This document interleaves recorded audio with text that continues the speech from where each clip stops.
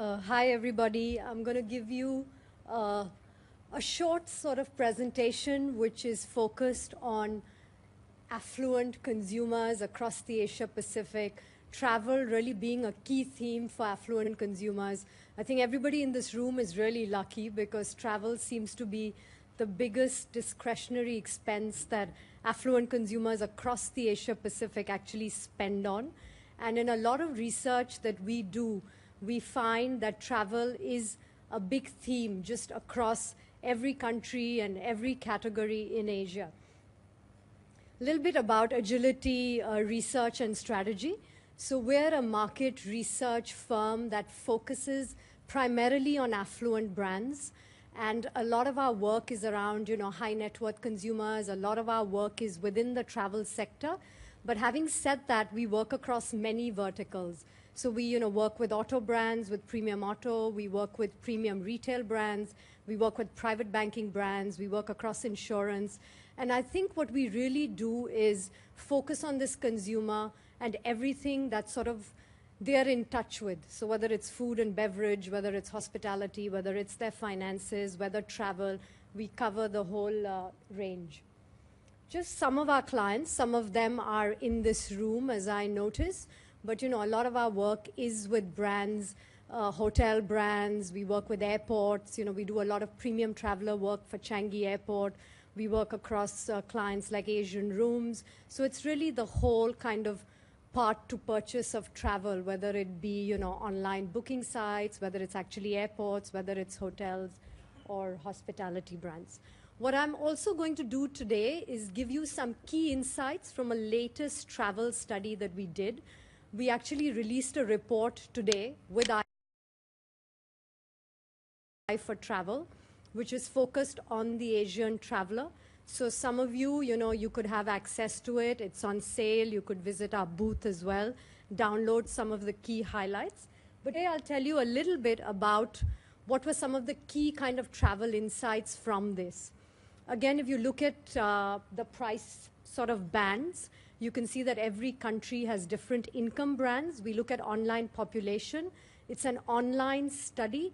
And actually, as an affluent brand research firm, every quarter, we run large syndicated research amongst about 3,000 consumers across the Asia-Pacific markets, where we try and get a sense of the affluent consumer, how they're spending, what's on their wish list, where are they traveling, what are sort of some of the brands that they want to embrace. That's something that we do. So what I'm going to try and do is give you a 360-degree approach to understand this traveler. So it's not so much focused on just how they're buying travel in particular, but just how they look at travel, how they consume different sort of media that is around them, what they really want. Because I think finally, you are all in the hospitality business, and it's all about delighting this consumer and at the end, leaving them with a really good customer experience so that they keep coming back. I'm going to look at some major wins for marketers and brands. I think working across different brands, we have some insights on that, and I'm going to leave you with some of that. And then I'm also going to tell you how to access this consumer. So a lot of travelers, I'm sure, are on your database. You have, cards and loyalty programs where you track this database. But beyond your own consumers, how do you access premium customers? How do you access premium travelers? I'm going to give you a little bit of insight on that as well. So really looking at this 360-degree approach, going to look at travel plans for Asian travelers. Where are they traveling? How are they spending? What are they looking for in a hotel? How do they view airports? Where are they desiring to go? A little bit about their psyche and how to reach them. So this is something that a lot of you may already know, but this is something that we like to track. What are where are people traveling?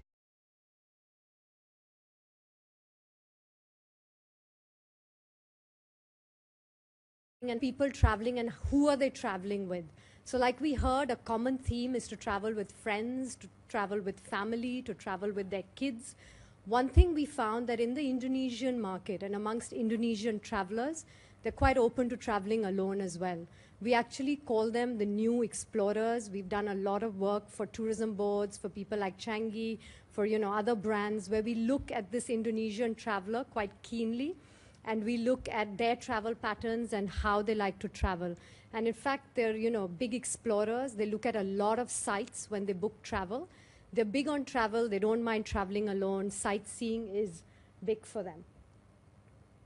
Okay, how much are they spending? Now, almost 1/3 of the Asian travelers are spending more than $10,000. So the question really goes, how much are you planning to travel in the next 12 months? How much are you looking to spend on travel? And again, we look at different nationalities, and I'll go a little bit into that. This is across all the various countries that we track. Of course, the Chinese travelers are big on, expenses. We know that there are about 100 million travelers who are going to leave China and shop for $1.40 billion across their travel. So they're big on travel. They're big on spending. We do a lot of work within travel retail as well, and we obviously monitor this particular consumer very closely. If you look at the other countries, you will look at Indonesia, you look at Singapore, you look at Malaysia, where spends are actually a little lower. So I think, we know that Indonesian travelers are big on spends. They're visiting a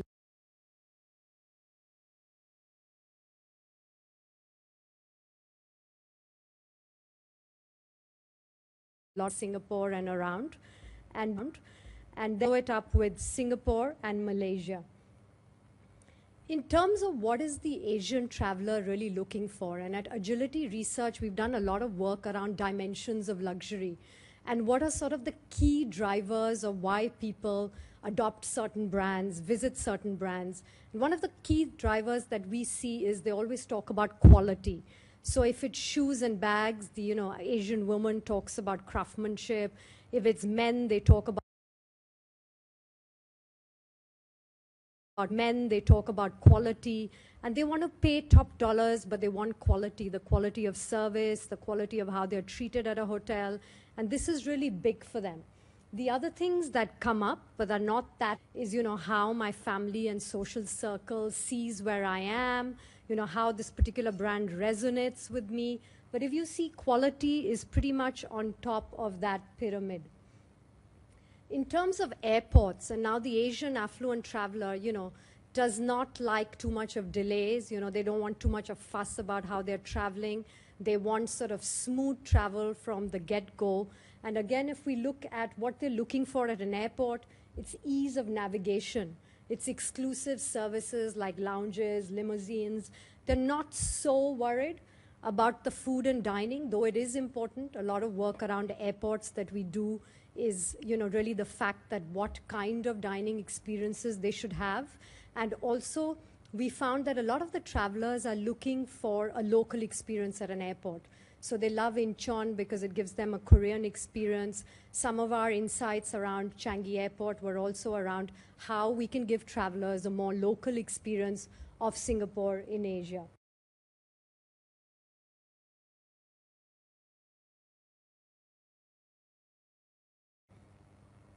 So a little bit on, the top sort of airports, not a surprise. Singapore and Hong Kong come on top of that list. They like the airports. They often talk about the limousines and the lounges in Hong Kong. And if any of you follow Changi, the fans of Changi, and I do on Twitter, you see how many people are just excited being at the airport, and there are these really, they don't want to leave the Changi airport. They're having a great time because it's so easy for them to move around, and they come in and they're out of immigration in minutes. Destinations. Obviously, we're always tracking destinations, and have to say that Paris just comes up as a top luxury brand. We look at 2,500 brands across the Asia Pacific, and we look at which are top luxury brands. And in fact, Paris actually as a brand. So we see that most Asian travelers, they really aspire to go to Paris, the big capitals, London, New York, all big. We know that the Chinese are traveling out to Europe and the US a lot. There's also a lot of cross-border travel, and we were at a very interesting luxury summit in Mexico recently, and the presentations were all about outbound travel. So, the people in Brazil are shopping in Miami, Singaporeans are shopping in, Chinese are traveling to Paris to shop. So it's all about, really moving around. And I think just as brands are global, so are travelers now. So it's really this, nomad, global sort of audience that is traveling the world, and we need to keep up with their aspirations. Okay, we now look a little bit deep dive into the Indonesian traveler. For some reason, our researchers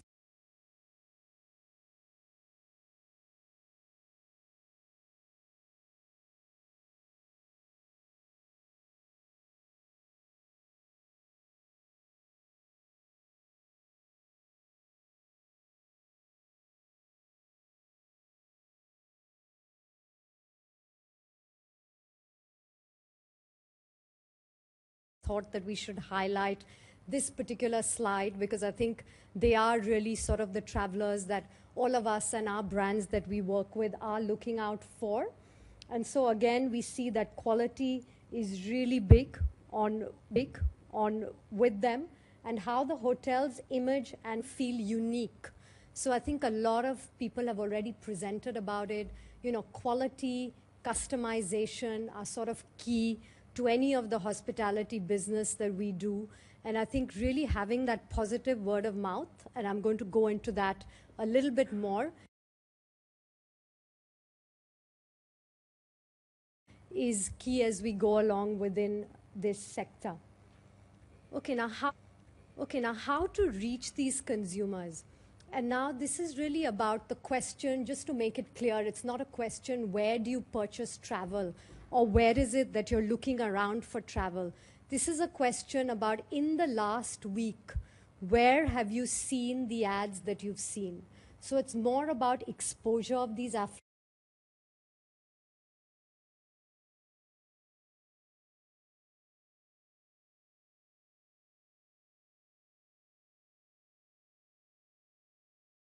where are they watching advertising? Where are they watching advertising? And we find that TV, and I know it's really expensive, is still an important medium where a lot of them actually look at ads. And if you see things like shopping malls, newspapers, so print is still important. Even something like visibility at the airport. Even this is important, where these travelers and consumers are picking up some of the information about advertising. We go a little deeper into the different nationalities because, again, I think a lot of our work is really deep diving into different travelers and what is it that sort of affects them, and how do we make our media spends really give it that 360-degree experience where you're visible everywhere, and it's kind of a seamless sort of message that you're sending out, whether you're on TV, whether you're on social media. And we see that in India, newspapers for this particular survey still was very high. Where do they look at ads? Shopping malls, television, magazines, airports, website ads, online videos, still big. When we move on here, we see that television, and this is something that we've seen again. We know that the Chinese are downloading a lot of content. In fact, we were just speaking to a client, and we realized that even more than ads, what we call travel editorials, where there's advert button editorial, really works well with them. They're Googling and surfing various sort of areas, and it's not only ads, but it's also really advertorial, editorial that really works well for them. Okay, so we're here. Television still works well. Shopping malls is very, very big, and no surprise there. Again, newspapers, magazines, website ads.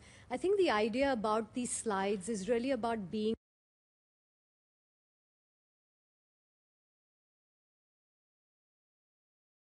that we still need a way, and this traveler and consumer that is going through various sort of facets of life is still picking up information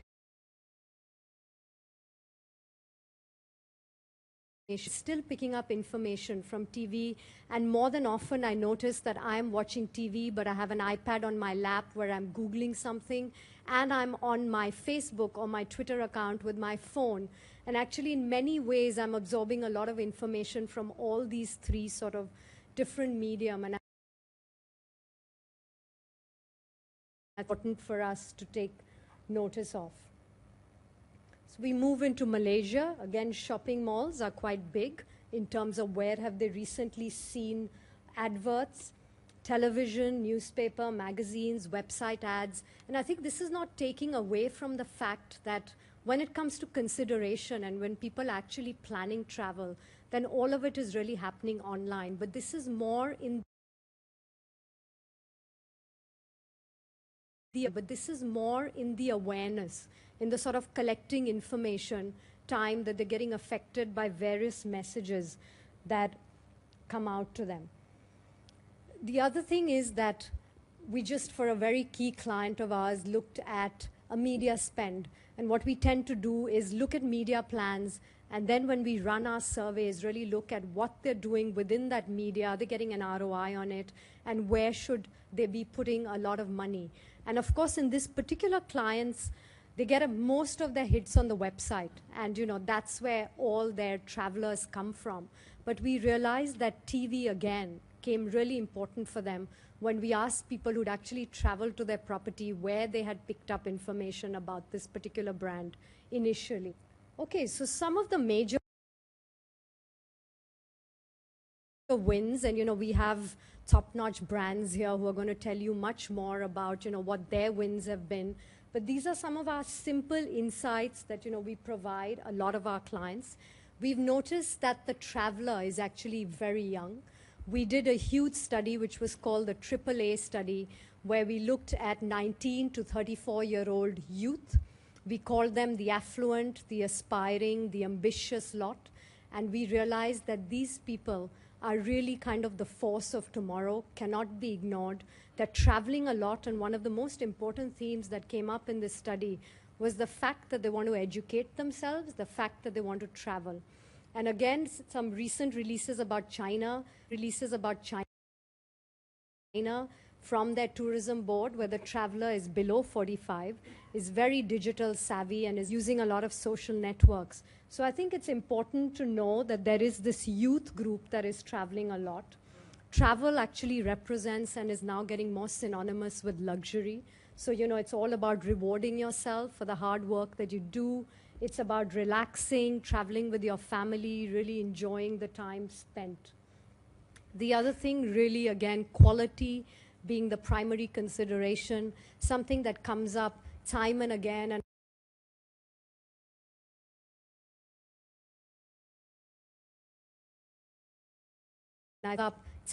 I traveled recently. I gave up a hotel in New York because they didn't clean up my bathroom very well. And I said, for this sort of money that I'm paying, the least they can do is, have the quality of the cleaning, which is good. It could be little things like that, which every Asian is kind of conscious of, is watching, and we have to be sure about our quality. The most important thing, of course, that, multiple touch points that influence the purchase process. Obviously, we've got to be visible as travel brands on all of those. And I think the most important thing, word of mouth is probably one of the most important drivers that are, drive travelers to travel to a certain property, to visit a certain place. So whether it's our brand or actually whether it's our consumer actual stay at a hotel, I think that is kind of, the be-all. Finally, when they reach a property, when they travel to a certain place, what is that experience that they've had, and what kind of word of mouth is that going to spread on social networks, on Instagram, on their Facebooks, on their Twitter accounts, and that's going to be key for this traveler. Accessing the Asian traveler, and like I said, affluent consumers are difficult sometimes to access if they're not on your database. We found that a lot of clients came to us and they wanted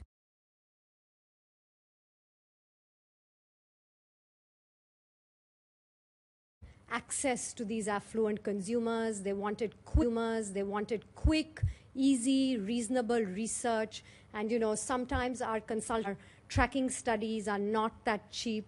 So as a result of that, we actually launched a new digital platform. It's a global launch, 20 economies that we cover. It's called affluential.com, allows totally in sync with their customers. So we have 38 million panelists who have all opted in to be part of our survey collection. They're all segmented by business and leisure travelers, by different ways in different countries, income groups, ages. So you can actually run very quick surveys on it. The platform is live, already being used by a lot of our clients. Turnaround in 5 to 7 days for a multi-country study.